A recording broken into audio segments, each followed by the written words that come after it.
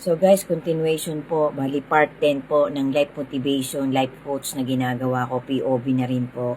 To God be the glory po talaga. Thank you so much po sa inyong lahat na makakapanood ng content ko na to, ng bagong content ko na to na may mga part-part. Sigad na po ang bahala sa inyo sa ibibigay nyong time sa panonood ng content ko na to. Samot dalangin ko po na sana po kahit maliit lang na life motivation ay makapagbigay ako ng maliit na booster para po magtumibay pa yung faith nating lahat sa ating Creator. Amen. To God be the glory po talaga. God bless us all po. And always remember po, faith is the completeness of hope, love, good deeds. Yan po ang bumubuo sa faith. Ang faith po na walang gawa, salita lang, ay hindi po yan hindi po yan buhay. Hindi po yan tapat, hindi po yan totoo kapag salita lang ang faith na pinapakita natin sa ating Panginoon. Dapat po ang faith ay may kasamang gawa, may kaakibat na pagmamahal at pagmamalasakit. Yan po ang tunay na faith na kaya mong magpatawad, na kaya mong magbigay ng pangunawa sa gitna na ikaw ay nasasaktan na. Sa isang pangyayari ng buhay mo, paulit-ulit ka pa rin nasasaktan, paulit-ulit ka pa rin nagpapatawad. Yan po ay isang pagpapakita ng faith at pagmamahal sa ating Creator. Sabi nga po, ang anumang gawin mo sa kalit-liitang tao ay ginawa mo sa akin. Yan po ay salita ng ating Panginoon. Ang anumang ipinautang mo sa kahit kanino ay ipinautang mo sa akin. At dadating ang takdang araw at oras na ikaw ay susuklian ng Panginoon. Sa motivation, sa good deeds, sa pagmamahal at pagmamalasakit na ginawa mo sa kahit kanino. Amen. Paks na paks po yan, guys. So, guys, tapos na po yung kay Andot kay Mary Magdalene. Ito po, tungkol naman po to kay Mateo at saka sa tatay niya. Kasi ito pong Beatitudes, ito pong content ko na to, pag ano ko po to, pag ninilay-nilay ko po sa napanood kong dokumentary at sa nabasa ko rin po sa love letter ng ating Creator.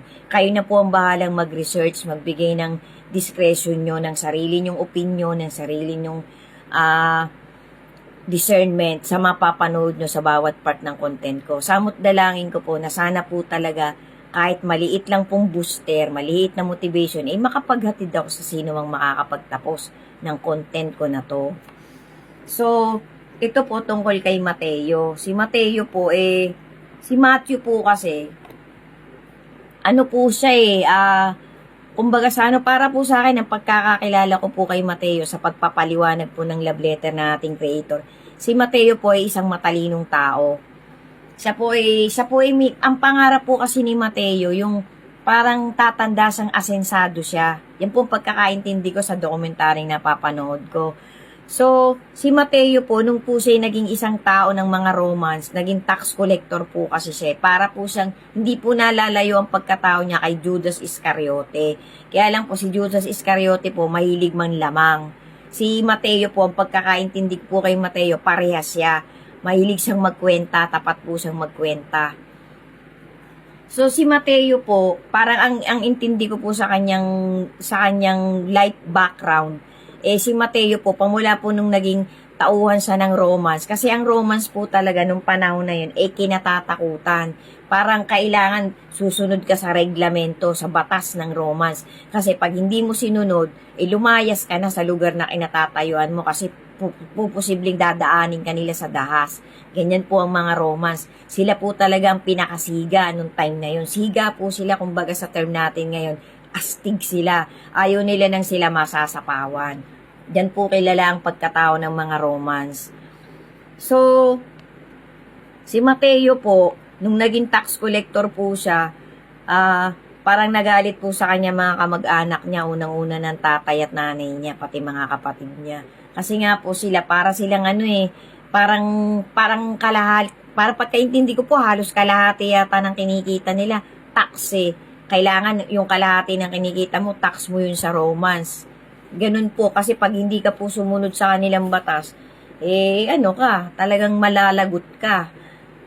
So, si Mateo po, nagkaroon po sila ng parang konting, may gap po siya sa kanyang tatay at nanay hanggang sa dumating ang punto na parang disowned, parang hindi na siya itinuring na anak ng kanyang tatay.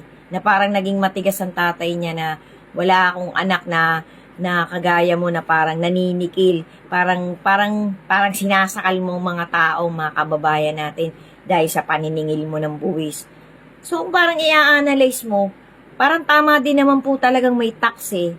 Kasi ang utos po kasi ng Panginoon, correct me if I'm wrong din po ulit, na magpasakop tayo, yan po yung tumawid generation by generation. Kailangan po magpapasakop tayo sa batas ng tao para magkaroon ng kaayusan.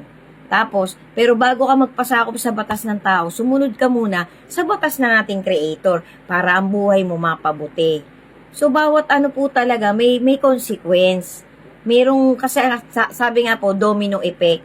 May cause and effect. So, ibig sabihin, si Mateo po, sumusunod siya sa Romans. Hindi niya kasalanan kung ipapatupad niya yung batas ng Romans kasi tauhan siya ng Romans, dun siya nagtatrabaho.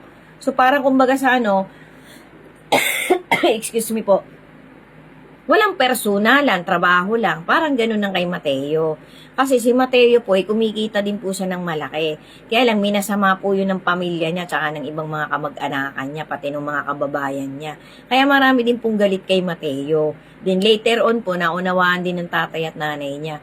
So, isa nga po sa alagad ng Panginoon, isa sa apostol si Mateo, tapat na apostol.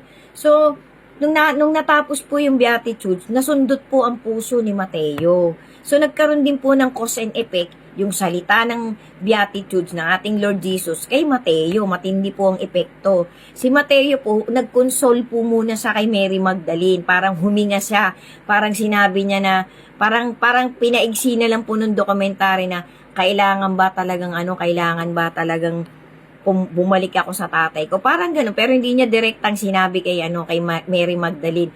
Ang advice po sa kanya ni Mary Magdalene, guys, taong bago na tayo. Kasi sabi nga po, kapag ikaw ay sumunod na sa Panginoon, you are a new being. Bagong tao ka na. Yung mga dati mong buhay, lipas na yon. Binura na yun ng Panginoon. Tatahakin mo na yung landas na papunta talaga sa Kanya. Iba na ang motivation mo. Ganun pagkakaintindi ko, guys, ng epekto ng Beatitudes. So, napakarami pong tao, kung iisa-isahin po natin, ordinaryo, apostol man o matanda o bata na nakapakinig ng Beatitudes ng Panginoon, nung sermon niya na yon, na inabot na parang 2 araw sang nangaral, ay ang dami po talagang nag-cleanse, nag-purge. So, si Mateo po, pumunta po siya sa kanila, naglakas loob po siya.